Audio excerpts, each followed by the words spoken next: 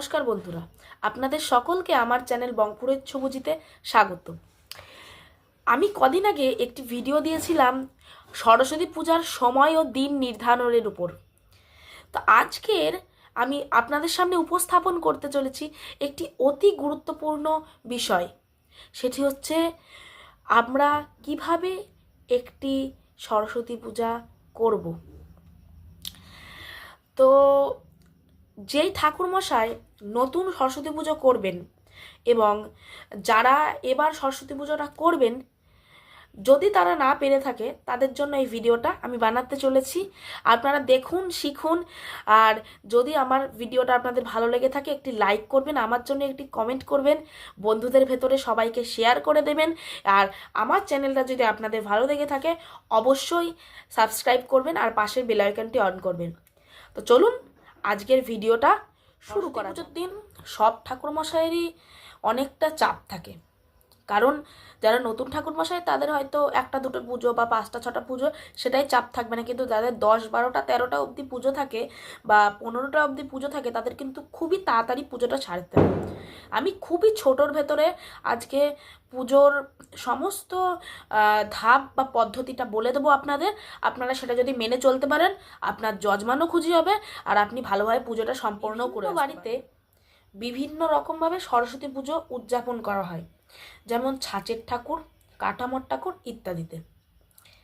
আপনি যদি খুব সাধারণ পদ্ধতিতে আপনার পুজোটি করতে চান এবং আপনার যজমানকেও খুশি করতে চান, তার জন্য আপনাকে মনে রাখতে হবে 5টি গুরুত্বপূর্ণ জিনিস। প্রথমে সংকল্প বাক্য, হাতে খড়ি, পুষ্পাঞ্জলি, হোম এবং পরের দিন দধি কর্মা। এই 5টি জিনিস যদি আপনি ভালোভাবে করতে পারেন আপনার যজমানও খুশি হবে এবং আপনি আপনার পুজোটা ভালোভাবে সম্পন্নও করতে পারবেন। তাহলে প্রথমে আপনি গেলেন যজমানের বাড়িতে গিয়ে, অনেক ছাঁচের ঠাকুরে অনেক সময় তীর কাঠি দেয়, আপনি ঝামেলা করবেন না। মোটামুটিভাবে আপনি আচমন করতে করতে মন্ত্র পড়তে পড়তে তীর কাঠি পুঁতে দিয়ে ঘট স্থাপন করে ফেললেন। তারপরে পঞ্চপ্রচারে পুজো করবেন, যেমন আচমন করলেন, বিষ্ণু স্মরণ করলেন, সূর্যার্ঘ্য দান করলেন, প্রণাম করলেন, তারপরে স্বস্তি বাচন করতে হবে।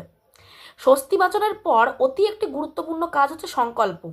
সংকল্পটা করতে হবে, আপনাদের সংকল্প বাক্য পাঠ করতে হবে।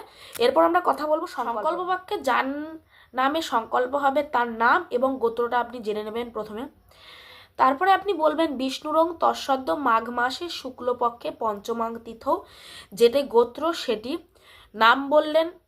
তারপরে বললেন দাসস্য গণপতি আদি নানা দেবতা পূজাপূর্বক লেখন সহিত শ্রী সরস্বতী পূজা কর্মাহাং করিষ্যামি। এরম করে আপনি আপনার সংকল্প সমাপ্ত করতে পারেন। তারপরে যাদের বাড়িতে হাতে খড়ি হবে তাদের, যার হাতে খড়ি হবে তাকে ডাকলেন। এবার আপনার কথা বলবো, হাতে খড়ি করার জন্য আপনার 3টে জিনিসের প্রয়োজন হবে। যজমানকে আপনি আগে থাকতে বলে দেবেন, এই 3টে জিনিস তারা জোগাড় করবে বা ফর্দতেও আপনি লিখে দিতে পারেন। 3টে জিনিস হচ্ছে একটি স্লেট, একটি চক বা পেন্সিল, আর একটি স্বরবর্ণ ব্যঞ্জনবর্ণ, যেটা হচ্ছে বাচ্চাদের জন্য বই কিনতে পাওয়া যায় সেই একটি বই।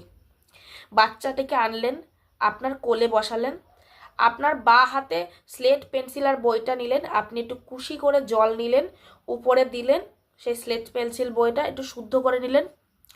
তারপরে কি করবেন, তারপরে বাচ্চাটির নামে একটি সংকল্প করবেন।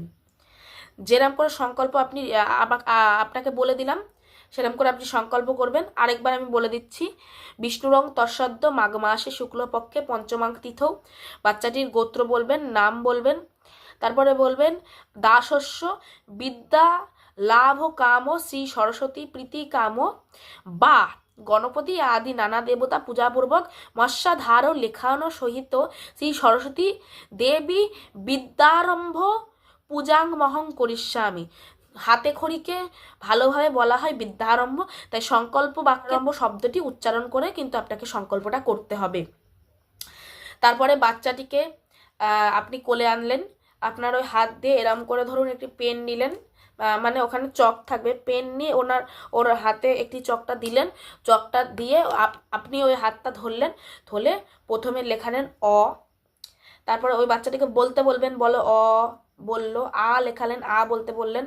এবার এখন যেমন ইংলিশটাকে বেশি প্রায়োরিটি দেওয়া হয়, তাই এ লেখাতে পারেন, বি লেখাতে পারেন, 1 2 আর 1 2, আর ক খটাও আপনি আর লেখাতে পারেন।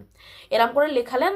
তারপর বাচ্চাটিকে দেবীর প্রণাম মন্ত্রটা বলিয়ে একটু ফুল ওনার বাচ্চাটির হাতে দিলেন, প্রণাম মন্ত্র বলিয়ে ওই স্লেট পেন্সিলটার উপরে দিলেন, দিয়ে দেবীর পায়ের সামনে স্লেট পেন্সিলটা দিয়ে দিলেন।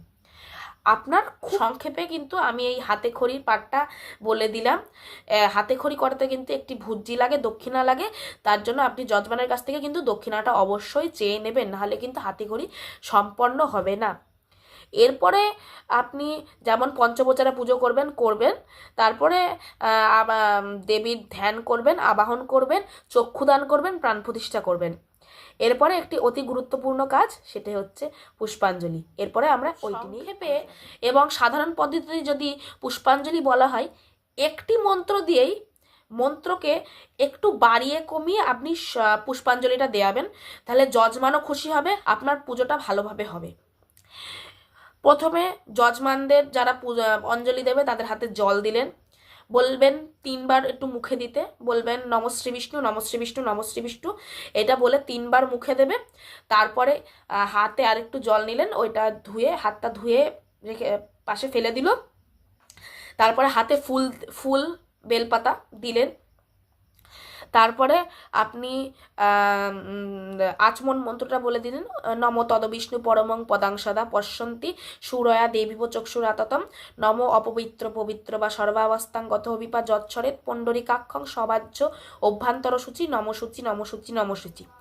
আমি স্ক্রিনে দিয়ে দেবো সব মন্ত্রগুলো, আপনারা, আমি তাও বলে দিচ্ছি।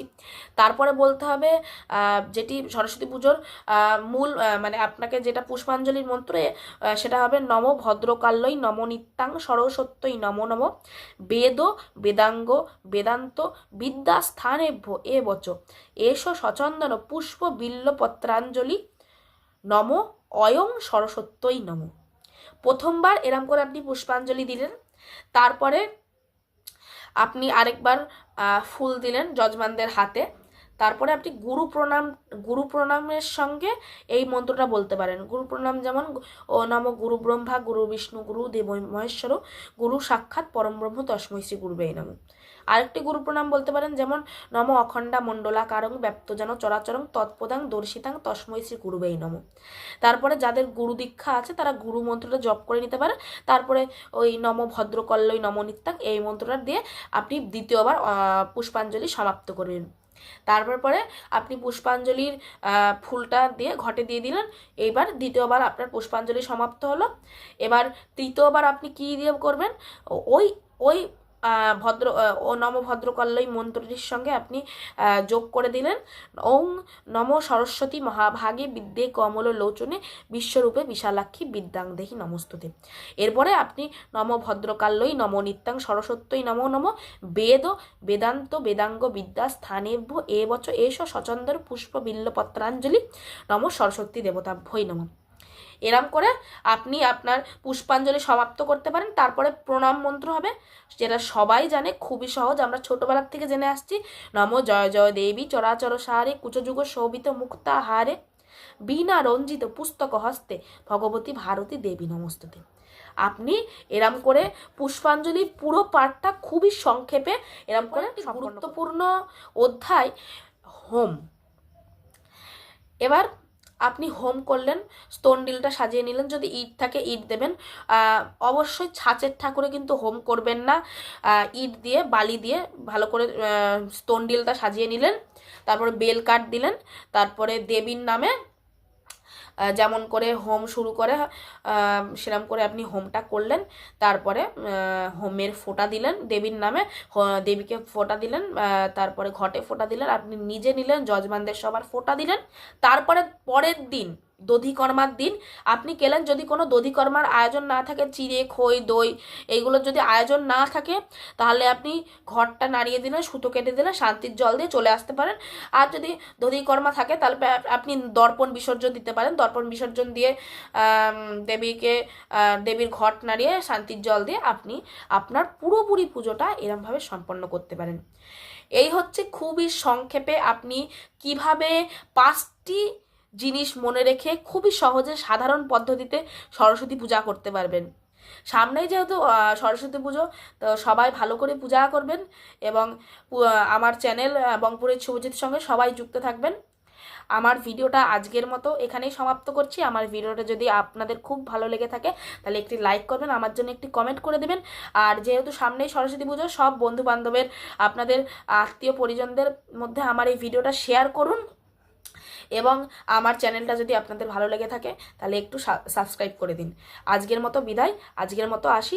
পরবর্তী ভিডিওতে আবার আপনাদের সঙ্গে দেখা হবে। নমস্কার।